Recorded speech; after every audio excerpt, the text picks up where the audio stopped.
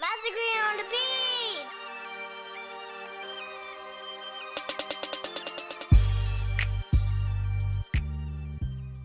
What's good, everyone? Welcome to another episode of the Winlife podcast, where we focus on financial and personal growth, as well as creative expression. Today, I have a very special guest, friend, fellow entrepreneur, and someone I've watched from afar and have admired. I'm happy to welcome Donald T. Spann to the show. Welcome, Hey, thanks so much, man. I like the voice. You got a strong presentation of voice, and I appreciate the intro. Good to be here.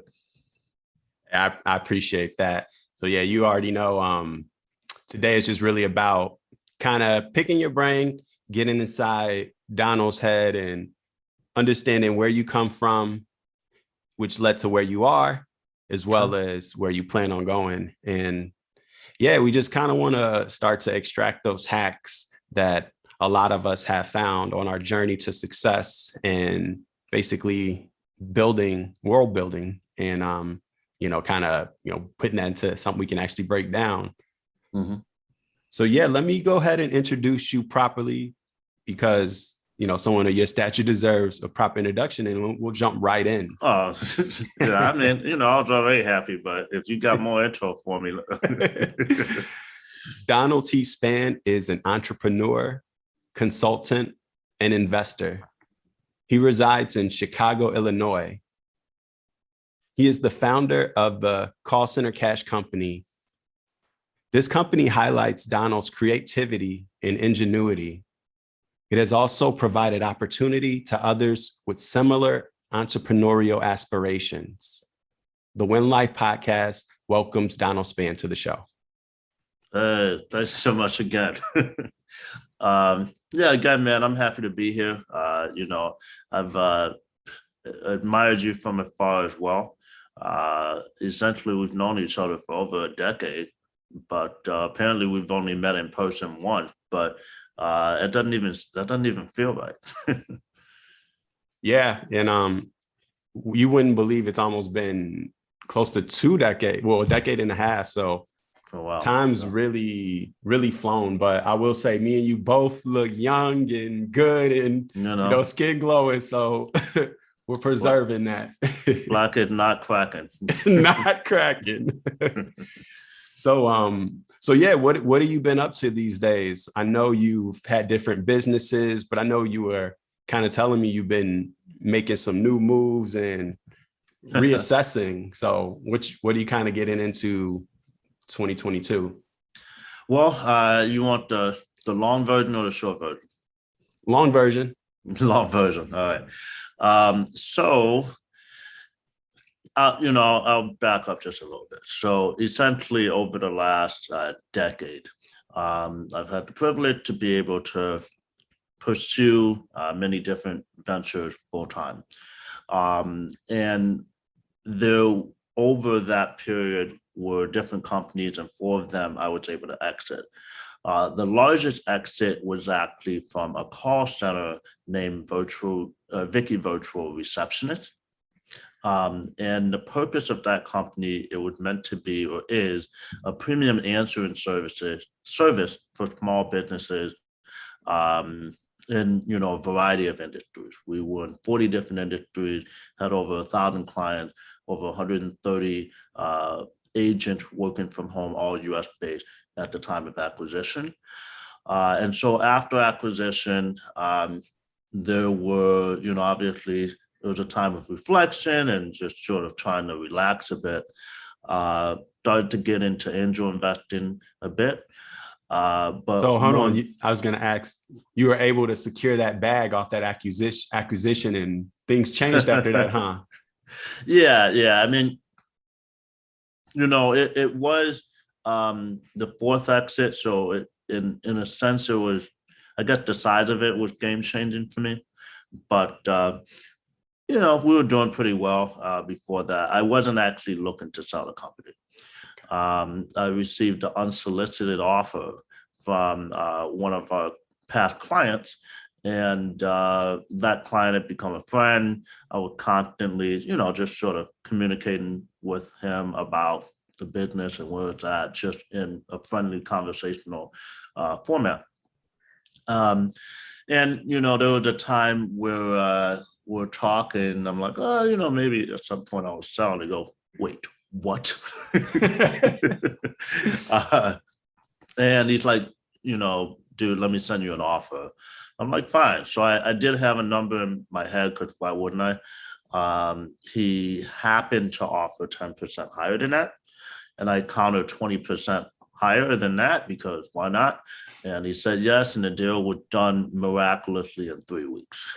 Wow. Yeah. So it was a heck of a turnaround. I knew that we had built something that had value. We have been getting all kinds of offers and people trying to reach out to us for years.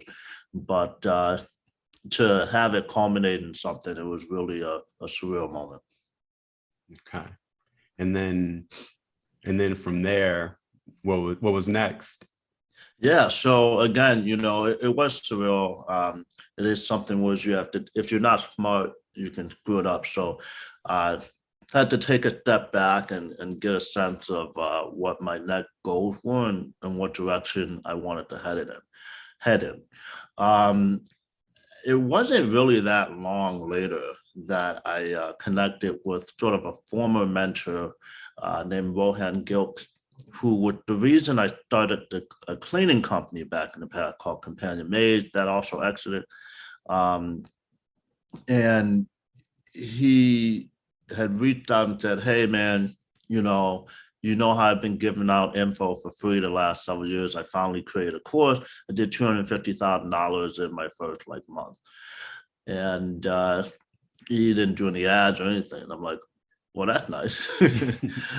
So I looked into it, and I found that there were literally 0 people or courses that exist in the business category I had just exited my company from. So, I thought that call centers, or I know that call centers are a fantastic industry. It's an industry that everyone is aware of, but just doesn't talk about. And the point is, the virtual receptionist company, not one course on the planet existed on this topic. There were courses on everything. There was nothing on virtual receptionist company.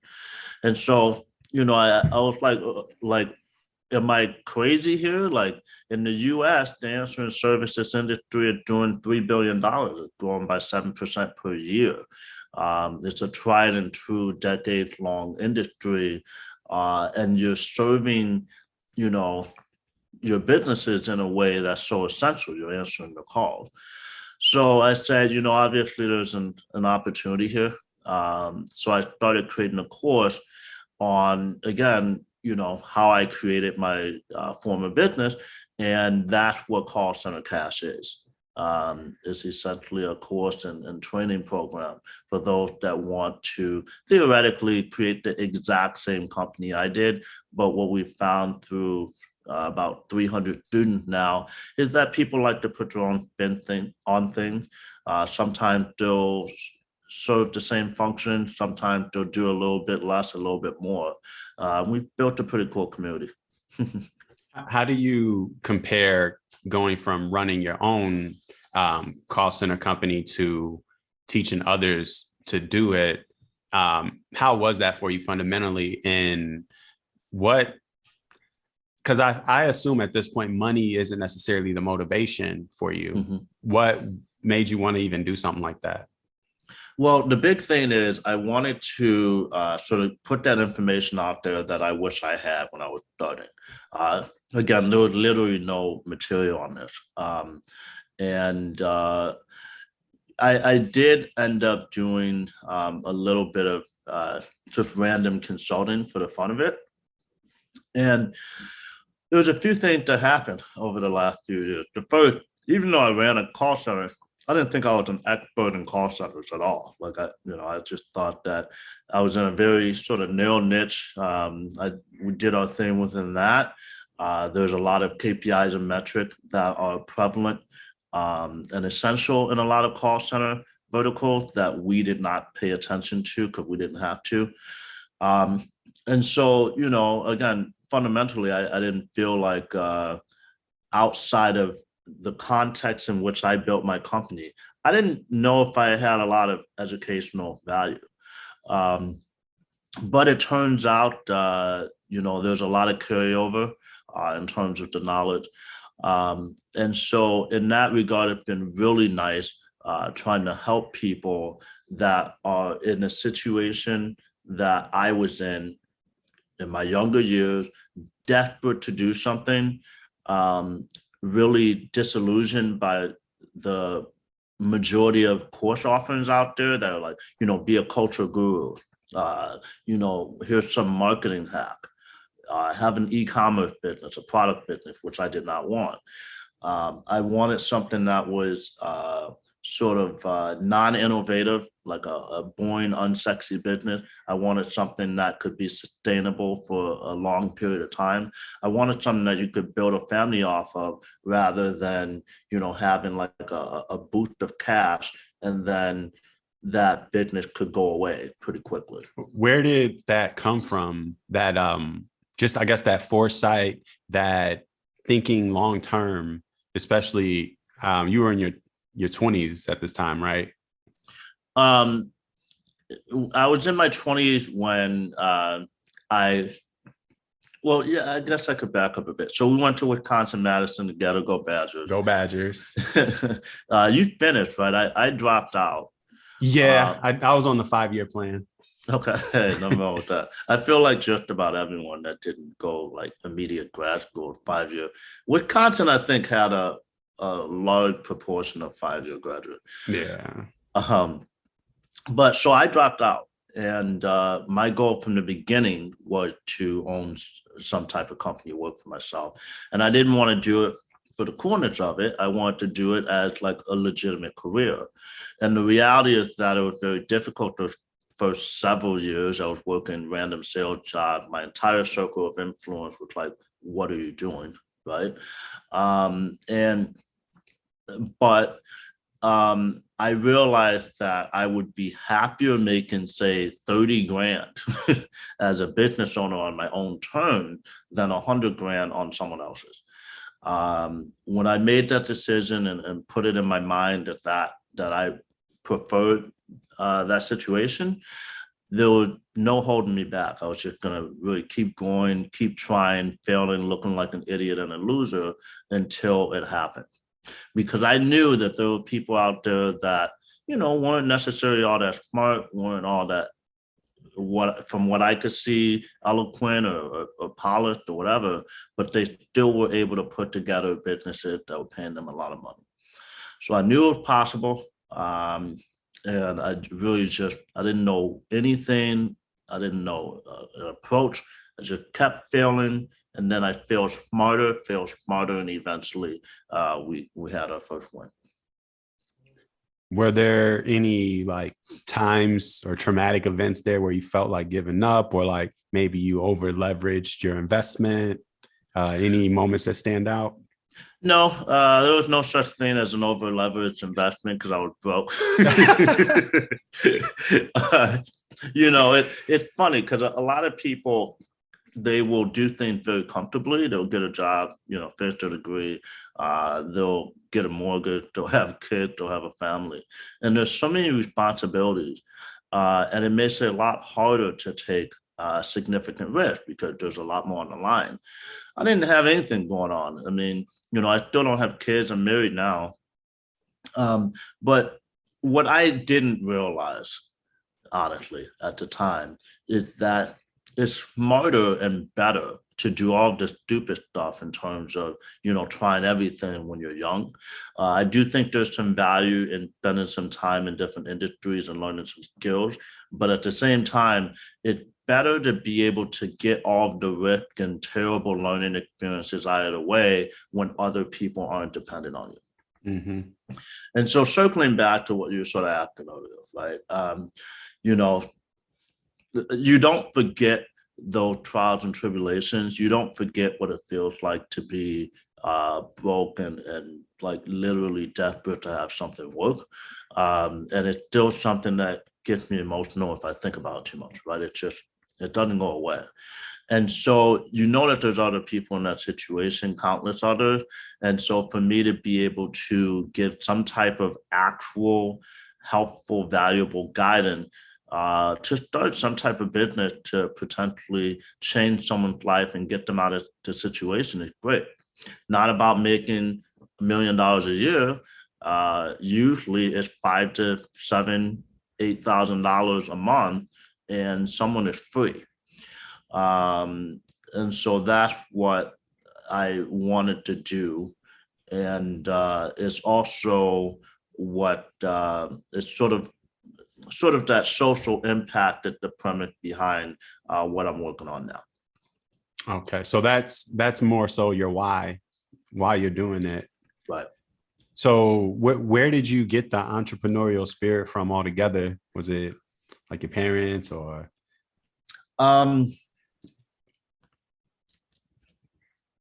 I don't know. I hate to say, oh, it's just my personality, how I was born entrepreneur. But what I will say is that I did go to a private school here in Chicago growing up, Which kindergarten school? all the way, Francis Parker. Okay. So the Colonels, now the Eagles. But my family was middle class. We couldn't afford it. So I was there on like scholarship and financial aid some years. And the point is that I was around a lot of very wealthy people and a lot of people that, had incredible lives, including my good friends, right? Friend to this day. And honestly, it's pretty difficult to sort of see that on a daily basis from literally kindergarten and sort of almost you're so adjacent to it that you almost feel like you almost are rich yourself. And then there's a time in your teenage years that you're not at all. And I'm like, okay, well, how do I live a lifestyle like this? Not necessarily flashy with giant houses, but at least having the ability, financial independence, and the ability to put my kid hopefully in the best of the best. And so that probably ignited the spark. And there was a really pivotal moment reading a book called Rich Dad Poor Dad. It seems like a pretty cliche book now, but I discovered it, probably in 98, 99, 2000. That book opened my eyes. It seemed like basic stuff maybe to people now because we have such prevalent social media. We've got all these things, all these medium to consume information. But at the time, we didn't have anything. Like Reddit Just wasn't self-help around. books and maybe a couple forums, but gotta dig. So Rich Dad Poor Dad for me was like, boom. It was an explosion of mindset, game-changing thought processes, and so I think when I read that book, it helped me recognize that there was an alternate path. I still had no idea what it was going to be, but you didn't have to do the 9-to-5 traditional working environment to attain success. How did you feel like, I don't know if you went around maybe like cousins or whoever, like maybe they still lived in the hood, or how was it juggling both worlds? Just kind of like growing up as a youth in Chicago, what was your experience like? It was good. We weren't poor, right? So we weren't, I guess we were sort of in the hood, but I was an only child. So let me just ask what, like where you grow up, like what block? I grew up in Rogers Park. So bro, I went to Swift. I'm from Rogers Park, Oh man, okay. So Sheridan and Thorndale was my block. Oh really? Yep. So actually, okay, so I started off on 1625 West Sherwin. Okay. So that's right between Jarvis and like Tui. But I used to live on Morris. Boom, right Yeah. there. And then starting at like 13 or so, I lived at the Malibu East, 6033 North Sheridan. So that Yeah. was like Glen Lake. And so, yeah, man, we were right around the same stomping ground. Right. So Northside, we still had our, our hood, shootings, gangs, all that. But Oh, for yeah. those who don't know, it wasn't like the South Side and the West Side. Like we had grass in our yard. It's just a little different. So, Yeah. but yeah. So So, it seems like your parents really wanted better for you. I'm just guessing based on like how you said they couldn't afford the school, but they made sure they sent you there. And yeah. yeah, you know what? And the more I think about it, so my mom was the reason I went. She, had the foresight from the beginning. She put me in a preschool. It's called Apple School, and Apple School is like a feeder for like the private schools in the city. And so a lot of my minority friends actually went to Apple School that ended up at either Parker or some of the other private. So that was her. My dad, I would have been in public school if it was just my dad. But the value that I got from my dad was that he was a dreamer. My mom was a 9-to-5er. She was a recruiter, so she was extra hardcore about, having a degree, having the credentials together. And she was the hardest person to win over, even after having some business success. But my dad was a dreamer. He was always trying all kinds of different things, and they didn't usually work out, but he would try stuff. So I guess I had the stability of my mom and the foresight in terms of putting me in the best education. And then I had the mindset, the dreamer mindset coming from my dad. So it was nice to have those two dynamics coming up. That sounds like a recipe for success. Yeah, almost. Yeah, right. On one hand, it's sort of like, oh, it's so hard. On the other hand, it's like, it's really not surprising I ended up with the mindset that I have. I think, it was a lot of different things that came together. Yeah, and that it sounds like that exposure to other lifestyles when you went to school. Like maybe you slept over your friends and they had the the 8-bedroom house or whatever. So Yeah. all that visualization and feeling it and being like I am rich, all of that was already getting programmed into you subconsciously just by Yeah. changing your environment. Yeah, and it was very difficult. It's something that you don't realize and recognize in high school because everybody wants to have more money, but it's very difficult to be that adjacent to it, that much in your face, rather it being like sort of a foreign concept, right? And so one thing I did notice even at Wisconsin was that the things I was shooting for were typically a little higher. My standard was higher. And then after college, after me dropping out, a lot of my peers from high school and stuff, they're doing crazy things in industries. And that's all nice, but really it just kept the fire under me to say, okay, listen, I need to do something here. Right. Yep. Finding your own way. Right. Yeah. You mentioned, I think you said you had a mentor named Rohan. Yeah. So Rohan, he's from Barbados, Black guy. I was very inspired by him. I found a thread on Reddit that if you guys are familiar with Reddit or not familiar, Reddit, I strongly recommend it. Honestly, Reddit was the catalyst that helped me consistently find the information I need to start these companies. So I was on a random Reddit thread, an entrepreneur subreddit, and I can't remember the topic. And I've told the story before, but I love telling it. Can't remember the topic, but there was somebody saying, "Oh, that's cool. It reminds me of that guy who started posting on Reddit when he was making $4,000 a month, and he continued posting on Reddit when he was doing $100,000 a month." So some type of like very compelling storyline there, right? Like who posted on Reddit the entire way through and actually achieved that?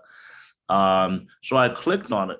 That comment happened to link like the subreddit that had been created based off of Rohan's journey. So I clicked on it, and that led me to the Entrepreneur Ride Along. And the Entrepreneur Ride Along subreddit was like a 30-day trajectory on how to start a cleaning company. And at the time, I was working on a software company with a friend from high school, actually.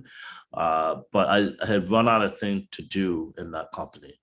And I was looking for something, and literally within 3 weeks of seeing that thread in that subreddit, Entrepreneur Ride Along, I had my cleaning company. And again, the cleaning company turned into a lot of other things, but the call center, Vicky Virtual, because we got to the point where within the cleaning company, we were sick of answering the phones ourselves. And so we were like, oh, well, let's look for an answering service. And during my research phase in the answering services, I realized, man, I feel like I can do this myself. And I recognized that there was a lot of other cleaning businesses like myself that would need it. And so our first 20 clients or so were other cleaning businesses. That's smart. So you said, these cleaning businesses need mops, so they need call centers. Why don't I just sell them what they need? Right. And it came, a lot of the best creations come out of that need and finding. Let me ask you this: as you were, down the Reddit rabbit hole, you're doing a startup, maybe in a garage for the tech company, and then you stumble into the cleaning startup you made. Along this process, are you working your 9 to 5? Are you doing sales jobs to keep on the lights and invest? No. And I'll give you more context in a second, but to give you a real timeline here. So 2003, your class of 07, right? Or I guess 05. Or no, I'm 2010. Oh, okay. So you started in 05. Yeah. Okay. All right. So I started in 2003. So from 2003 to roughly 2011, 12, I was working a variety of sales jobs in the Madison area after 1 year of school and doing trying all kinds of random things, right? I even did like some MLM stuff, did the quick Amway. I was, because essentially I thought that it would cost tens of thousands of dollars to launch a simpler company. I thought that you needed that in the bank. And so I was like, man, I can't afford that. I can't do that. So let's try pseudo businesses. Let's try things that are almost a business, sort of true business adjacent, right? So maybe I can get some money together to create something real and traditional. But linking up with my buddy on the software company in 2012, and we were actually venture funded by Y Combinator out of San Francisco. And so in that scenario, I didn't have a salary. I just had equities, just like a partner founder would. And I sustained myself for 18 months by sports betting and playing poker. Wow. Yeah. So I was on average taking out about $1,500 a month from sports betting and poker. I was living at first at my mom's in Chicago. And then after 3 or 4 months, I convinced my partner to pay $375 a month for me to live in a bedroom in a friend's 2-flat in Chicago. Just one room in there. So it was a crappy apartment. But I didn't have to pay it. The Rentobo software company Chicago office was the $375 apartment I had. So kept that, and I lived there from 2012 to 2016, even until I was a little bit beyond 10 grand a month in income. And in 2016, Vicky Virtual, the receptionist company, was already a year old. The cleaning company was, I'm going to guess in that year, we were probably also profiting around 6 to 10 grand a month. And I ended up buying out my Vicky Virtual co-founder in May of 2016. And so once that happened, I had enough income to say, okay, it's time to change my living situation. And that's when I finally moved into something nicer. But yeah, so that's the timeline. So it seems like you live below your means this whole way, this whole journey. I did for a while. Yeah, because it was just about I wanted to now that I finally had found something, or a few things that were traditional companies that were real, that had staying power, that had the ability to take me to, at least a sustainable amount of money, let alone like richness. I was like, you know what, I need to do whatever I can to make this stick. Right? I don't know how many opportunities I'm gonna get. And I lived in plenty crappy apartments in Madison. So I needed to make it stick, whatever it took. And so yeah, that's what happened. So it seems like you're just a risk taker altogether, because I caught there you said you were surviving off poker and betting. Yeah. So are you like you still play poker? Yeah, every now and then. Yeah. It's not so. I actually played. One thing I didn't mention was that in between there, during those sort of quote unquote Madison years, in 2008 and 2009, I actually played poker for a living. So I say I was in Madison, but really I was all over the place, just sort of mostly playing online. And were you going? Oh, okay. That's what I was going to ask. Were you online, or you going to Ho Chunk and the Dells and all that? No, I didn't go to Ho Chunk once. But I was in Vegas a lot. Because I was online, I ended up traveling to a lot of places. So I was in Thailand, I was in South America, did some tournaments in Europe. So you're pretty damn good. It was it was enough money for me to feel pretty good, but it was also not enough to be like, oh, okay, well, I can raise a family on this. Right. So, and plus poker is insane.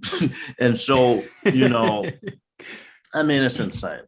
But one of the beautiful things I learned from it was that it really trains you to have, I can't really call it thick skin, but the ability to take some serious hits, some serious blows, and still keeps yourself sane enough to keep going. Because if you're not, then you lose your entire bankroll and you're completely broke.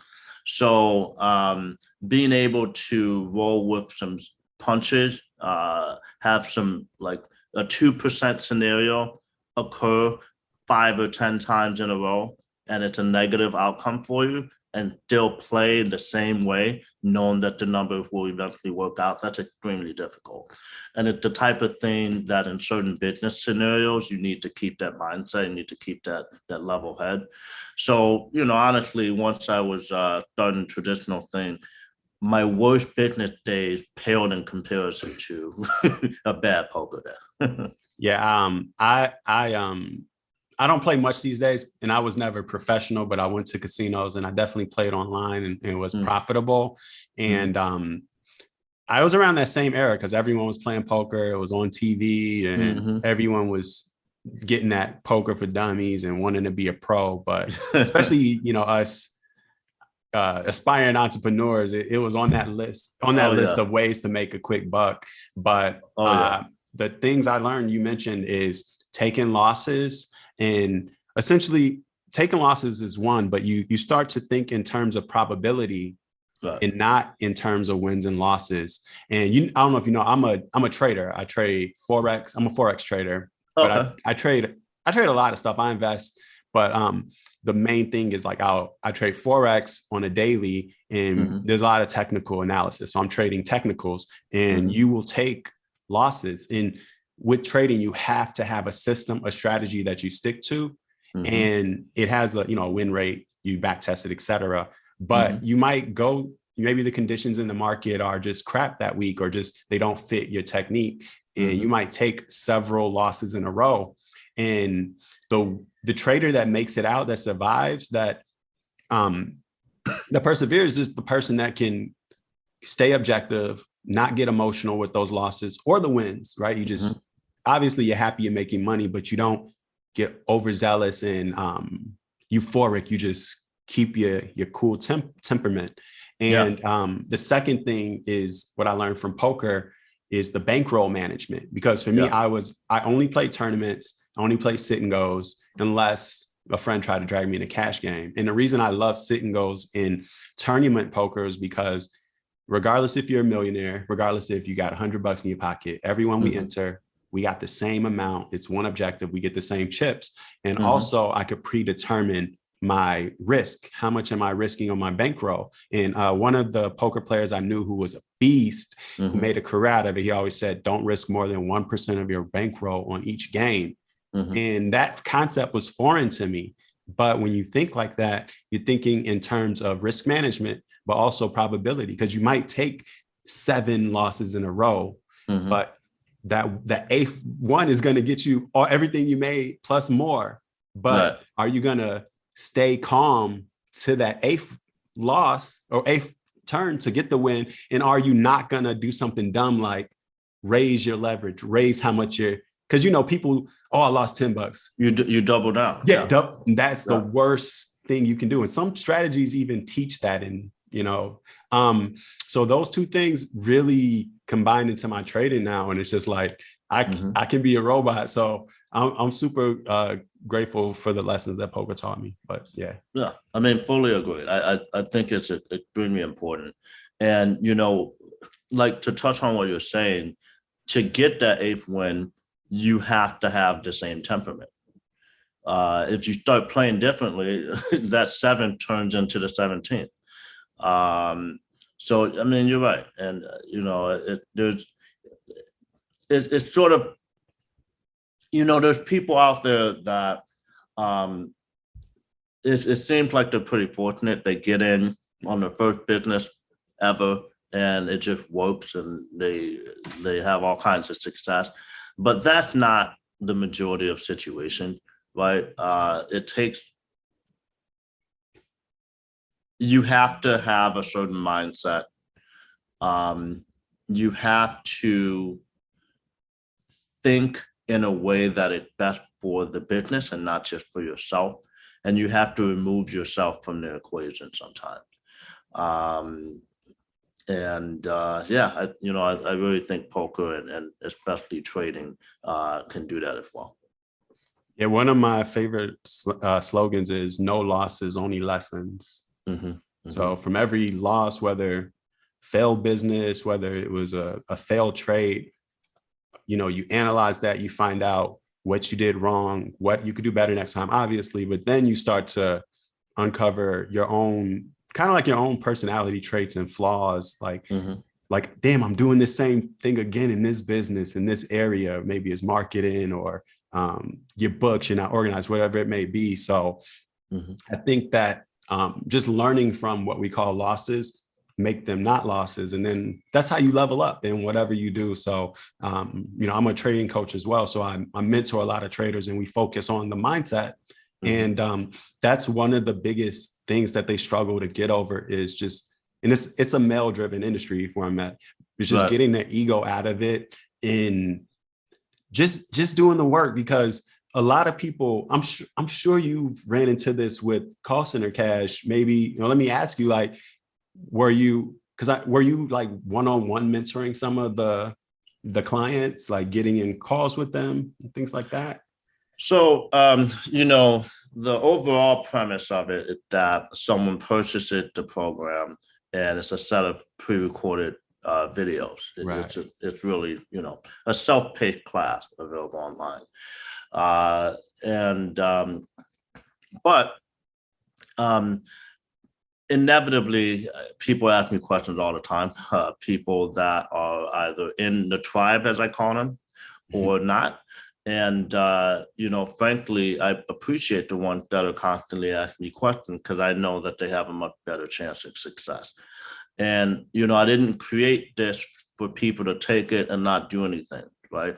So yeah, I mean, I end up doing it all the time. I do nowadays. I have to sort of charge for one-on-one consultation, Definitely. but I do a weekly free YouTube live every Wednesday, where I just hop on, literally do I answer questions from anyone that shows up, and a question about call center business, and then to a certain extent life. Um, and so I do, it's literally on public on my YouTube channel, Call Center Cast. And then we also do a separate students only weekly call, which is a Zoom call. And so rather than me talking and answering questions in chat, it's a conversation like this, but with more people. Right. And you can be more focused there, and you know that those people are, past that barrier. I assume. Yeah. And so there's really nothing left out. And yeah, I mean, it ends up being a really nice experience. And at this point we created I haven't checked in a little bit, but now I know that the students have come out of this program and combined they're doing millions of dollars in revenue. Wow. That's amazing. I know that feels rewarding. Yeah. It's mind blowing. I mean, I launched the course 2 years ago, and the people that have quit their jobs now, the people that are becoming like mature, polished business people, whereas a couple of years ago, even a year ago, they were asking very newbie questions. So it's amazing to see the transformation of people. Have you noticed certain characteristics or personality traits among those who really run with the course, opposed to those who maybe just buy it and fall off? Or well, there's a few things. One is that someone can have the right everything, but the call center business isn't for them, right? Like there's people out there killing it in drop shipping and product. That will never be me. I have zero interest in it. I hate it. There are people that are killing it as marketers. I'm not a marketer. I actually don't like marketing much at all. And frankly, it's something that I, in a sense, try to avoid as much as possible. I do certain marketing things because I sort of have to, but it's not who I am. So my point is that I think on a general level, if someone is trying to make it as an entrepreneur, you try to find the thing that sort of fits your personality and your tendencies. And sometimes that just so happens to be the virtual receptionist call center.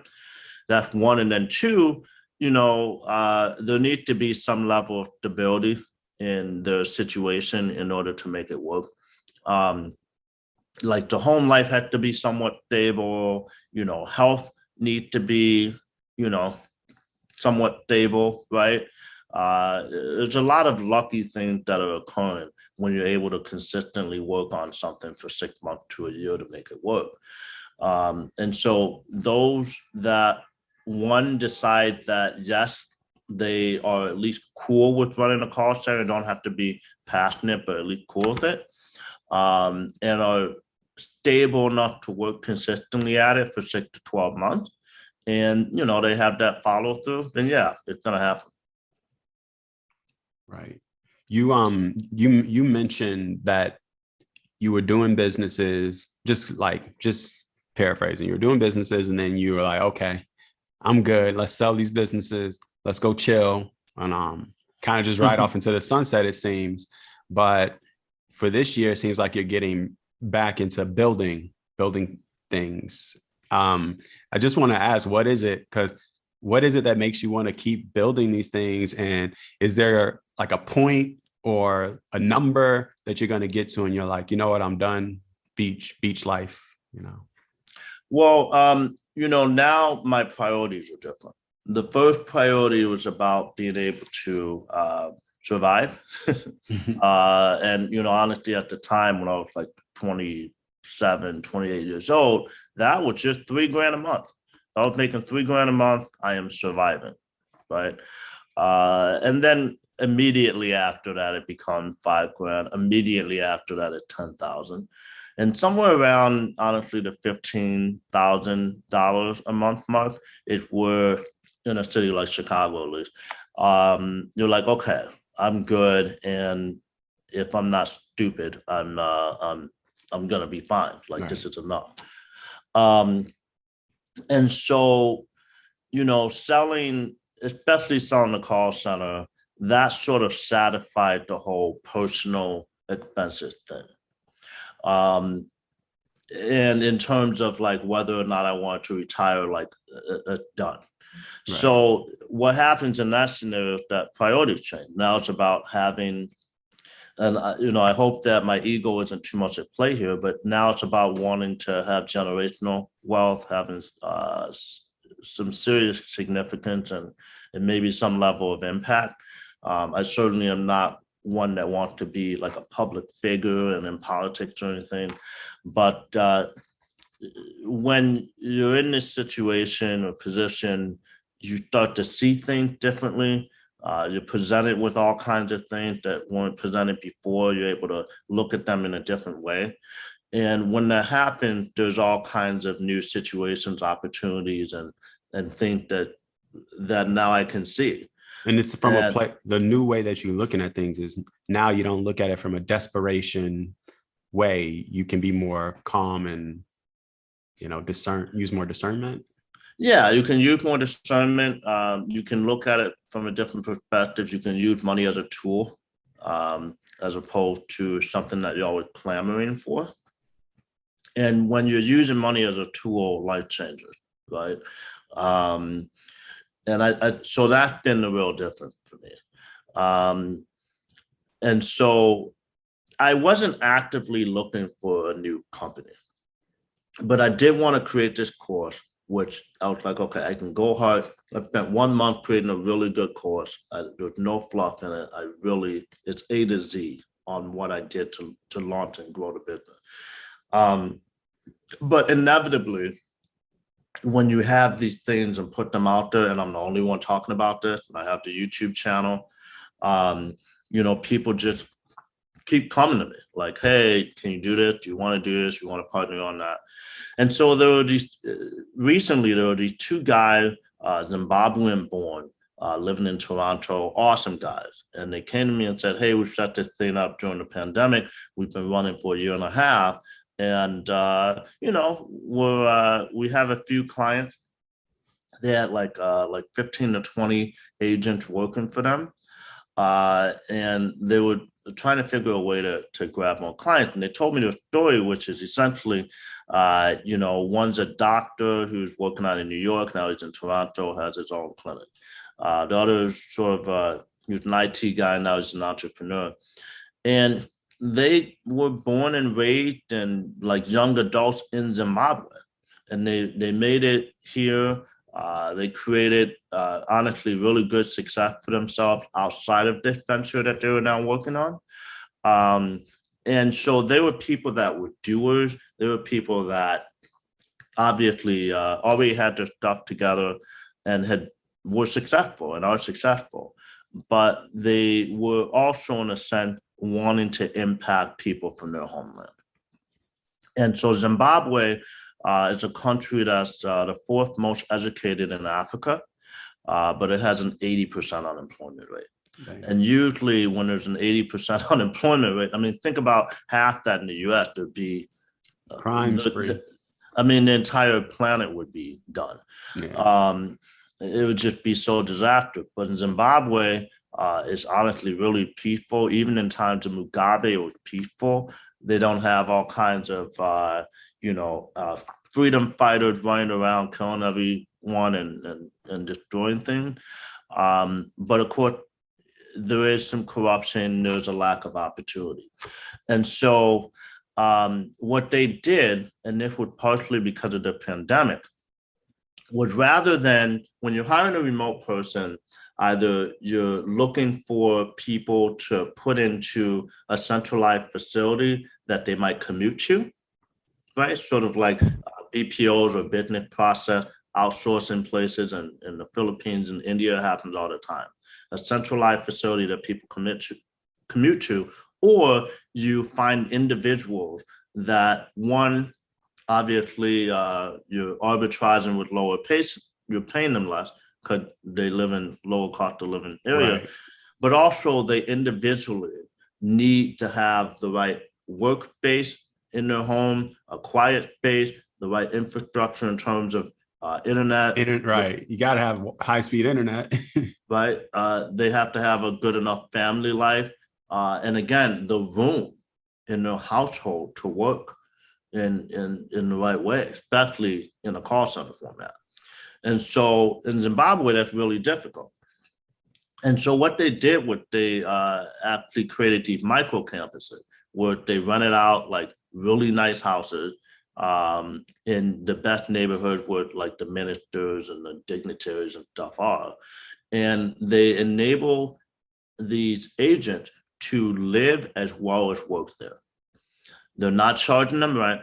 They're paying them 2.5 to 3 times what they would make as a teacher or police officer in the country or in the city.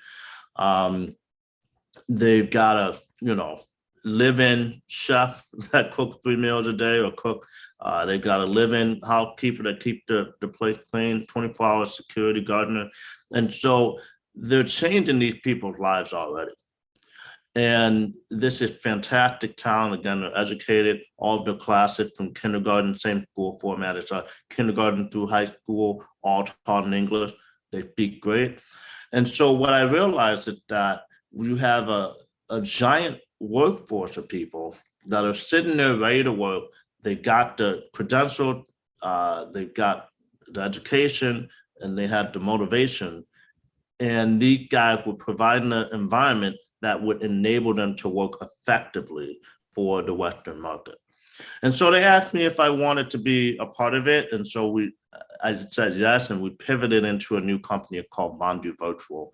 And yeah, I mean, it's been really difficult figuring out how to explain what it is that we are. But essentially, and I was literally thinking about this morning, essentially we package high quality Zimbabwean talent into labor that can be utilized pretty much across the board to help a business achieve its goal. So we're doing call center services, but we're also doing VA services. We're also doing, hiring them out as temporary or potentially permanent staffing solution for small businesses that need additional talent. And in general, you're saving 70 to 80% on labor based off of what it will cost here in the US. So I didn't even realize in the back of my mind, I was sort of looking for this holy grail of talent to be able to work on new ventures. And the guy found it. And now we create a company from it. And now the second company that I'm doing, which is called Course Agents, with the guy that killed in the course industry, we're utilizing that talent to also provide stellar service at an unbeatable competitive price point. Wow. Sounds like straight synergy. Yeah. Find the people, train the people, place the people. So provide an employment. Yeah. That's a way to change the world. It's really nice. We're at 35 people now. The goal to get to at least 1,000, and the large goal to try to get to about 5,000 agents working out of Zimbabwe. And again, talking with some of these people, I was tearing up. I was so moved by what they're doing. And so this is the type of stuff that I want to be working on. That's what's up. How can people find out more about this company or look it up? Yeah, so I mean, it's very early on. I think the smartest thing to do if you're interested in learning more about me in general is maybe following me on social media. Do you provide links or something? Yeah, there'll be a description, and whatever you mention, we'll make sure to put it there.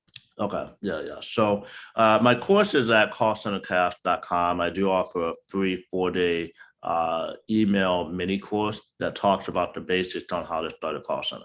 Just from those videos alone, you will literally know more than I did. And to give you guys perspective too, for anyone listening, it doesn't cost a lot of money to launch these companies. I was in for $500 today alone. the most money I was ever in for halfway through month 2, when we already had clients in traction, with $3,500 all in. And that $3,500 all in created millions of dollars in revenue and profit on a sale. So callcentercash.com for that.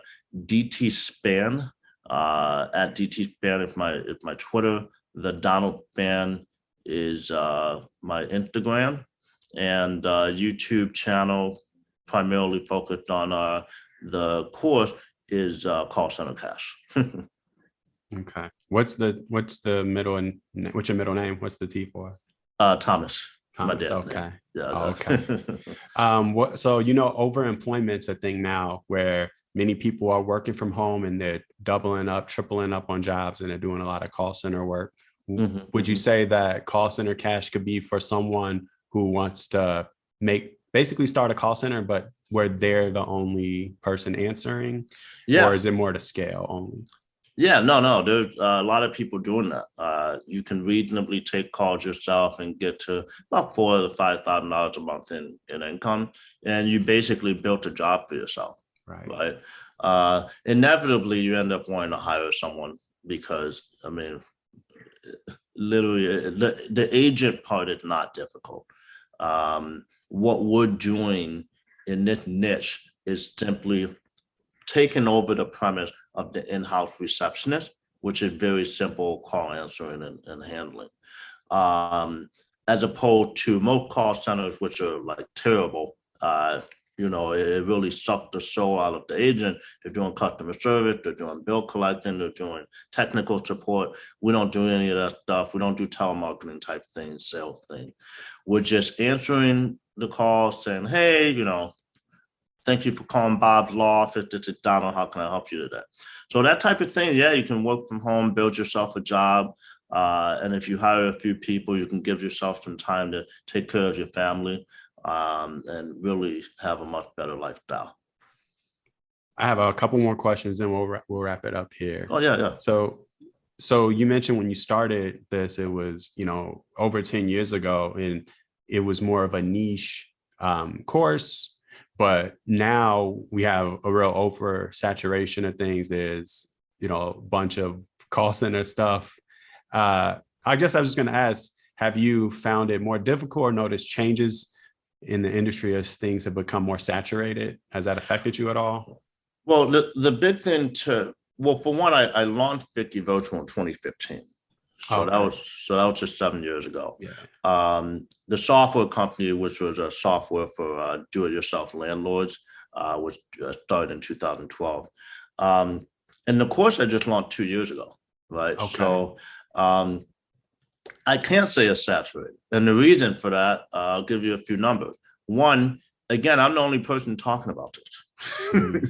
Right? If it was saturated, everyone, their mother and grandmother. And so there's still no one on this, huh? No one talking about this. Again, it is a $3 billion industry, so clearly people have businesses in this space. But again, it's grown at 7% every year. But no one's doing courses to show you. Like you said, there is probably 10,000 dropship courses out there. Sell your products on Amazon. But. Yeah. And yet you can still, if you do your thing, you can make a lot of money on drop shipping. But what happens is you have to constantly innovate. You have to constantly look for the next new product. If Nike as a company were to create zero product for the next 2 years, they would go bankrupt and go out of business, which is insane. So that seems like your fundamental principle when you say you were looking for a company that's sustaining. It's not going to be, fizzle out. So... I mean, that was foresight and intention you put into this. Yeah, I put a lot of thought into, what type of entrepreneur I want to be. I'm not like a hustle guy. I literally never worked 80 hours a week on any of these companies. When I sold, I was only working about 10 hours a week. And I guess the larger point I'm making here is that I want to give some of the more analytical people some numbers. So the average company size in the answering services space in the US is over $2 million in revenue. And if you have a margin that was similar to mine, which is about 35%, then you're making, let's say $500,000 to $700,000 in profit. Okay.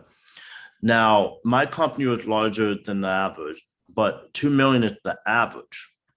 All right. So if you think about what is a saturated industry, what's a saturated space, I think that something becomes saturated when the average size company in the space is not quite enough money to pay yourself a living wage to live off of it. So, let's say the average living wage were about 35,000.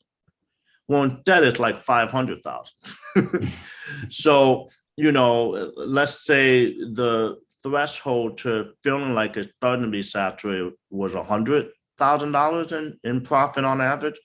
Well, in that scenario, you need at least 5 to 6 times the number of businesses in the space. As far as I know, there's about 1,400. So you could sustain another 10,000 businesses easily in the US alone, not even accounting for the 6% growth, 7% growth that's happening right now. And what I expect is actually larger growth right now as far as the industry, because of the comfort level that the entire globe has now with remote-based service providers. Right. So there's a tremendous amount of opportunity. Wow, I think I want to give this a shot. I'm gonna go check it out for sure. Feel free to. Yeah, I mean, why not? Why not? I definitely have call center experience, so Okay. Yeah. Hmm.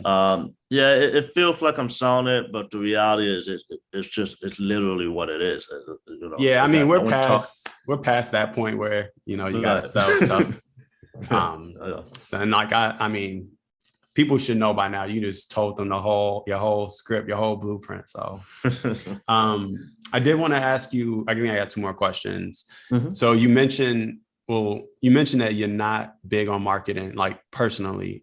And that's kind of been I would call it one of my weaknesses, but maybe it's just my personality. But, a sales job or a commission-based job has kind of never fit me, and trying to get people to sign up. And so a couple of just questions, you can hit them how you want. One is like, you mentioned you had sales job in the past when you were coming up. Like, did you just like hate them or you just did them? And then I wanted to just touch on like how you market your businesses. I mean, I'm sure now you don't need to do much but just go online, but maybe you started the business and you weren't getting traction and you were like, how can I grow this? Like, what do you do for you?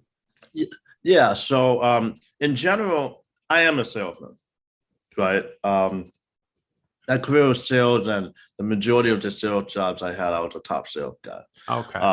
And the reason for that is that it is true. I can't sell something I don't want to sell. I'm crappy at it because the sales is just, convincing someone to purchase something, right?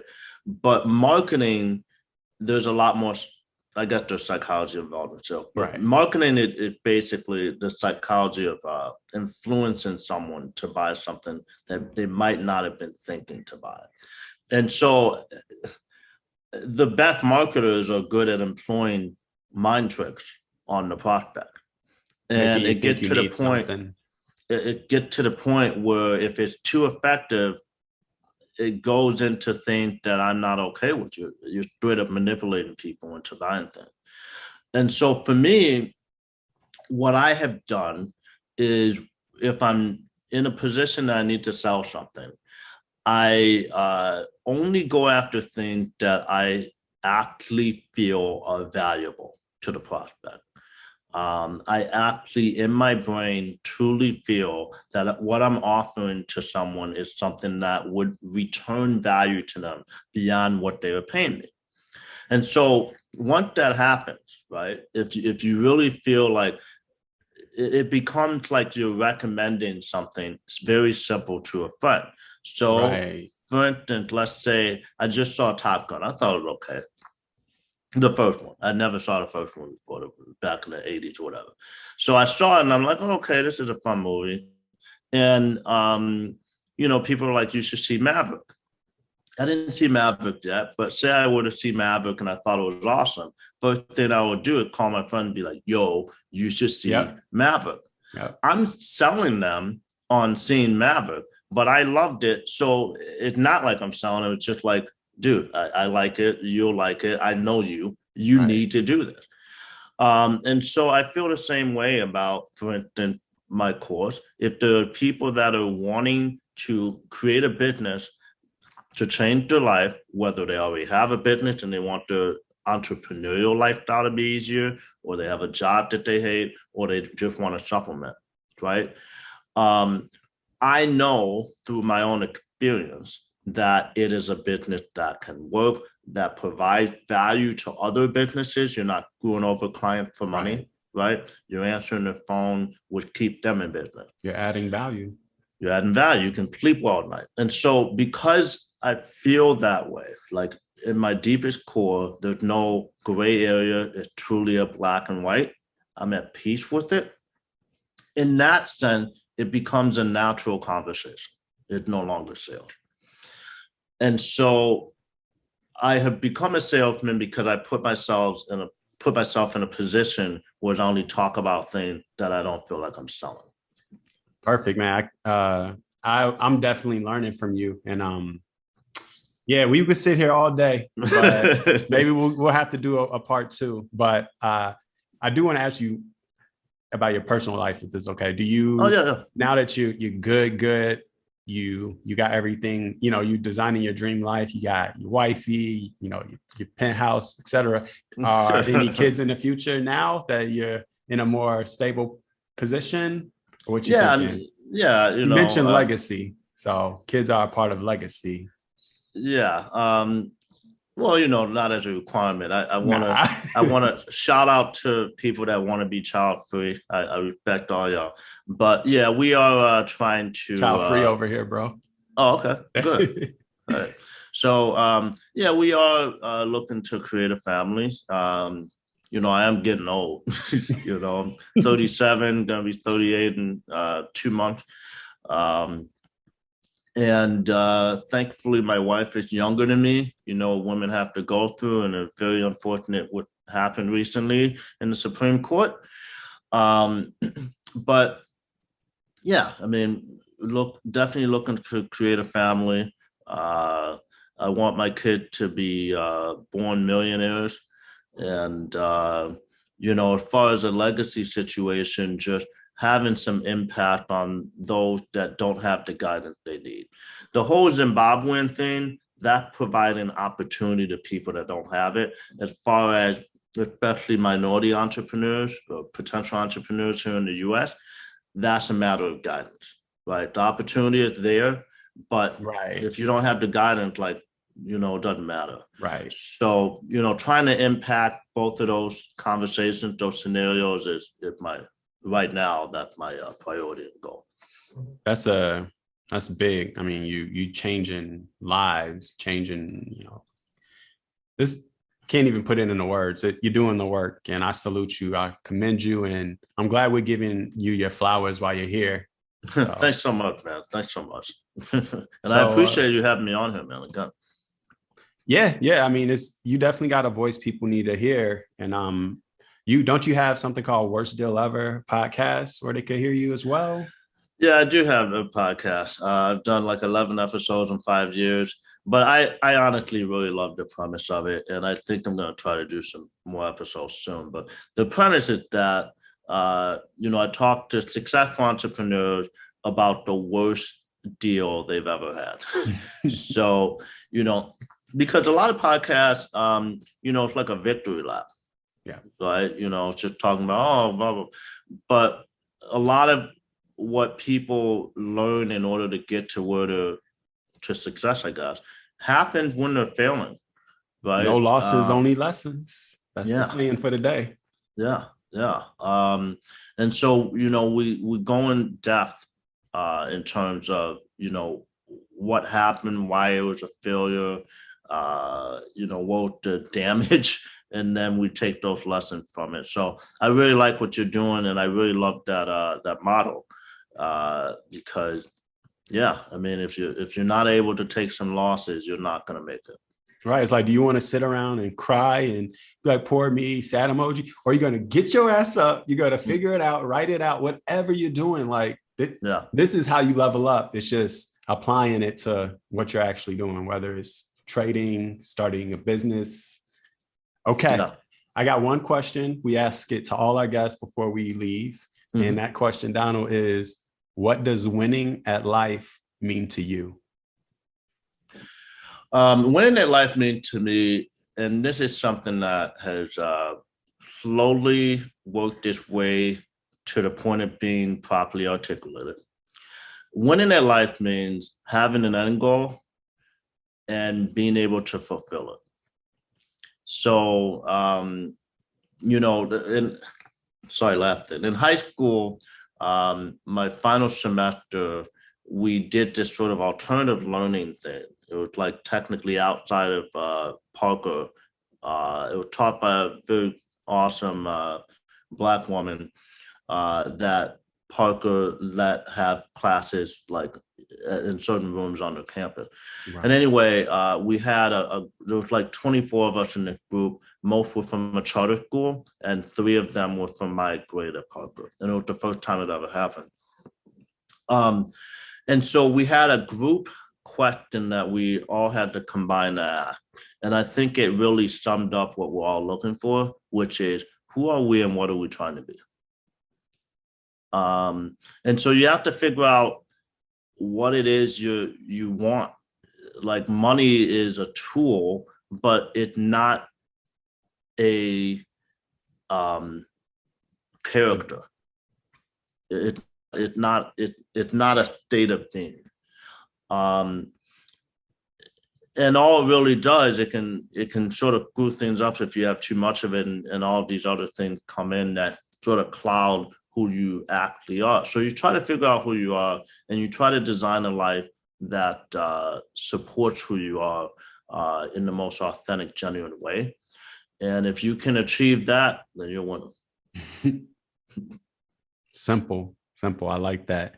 And yeah, we'll end it there. I was going to run this into another tangent, but I won't do that. Anything you want to add? Or I think we mentioned your sites. We'll put those in the description. Any last words? No, that's it. Just get in there, do something. It's not as hard as you think. 30% of small businesses last at least 15 years. 30% is a World Series batting average. You can do it. It's not a pipe dream. Beautiful. All right. And on that note, we're out of here. Thank you, everyone, for sitting through the end, and we'll see you next one. Peace. Thank you.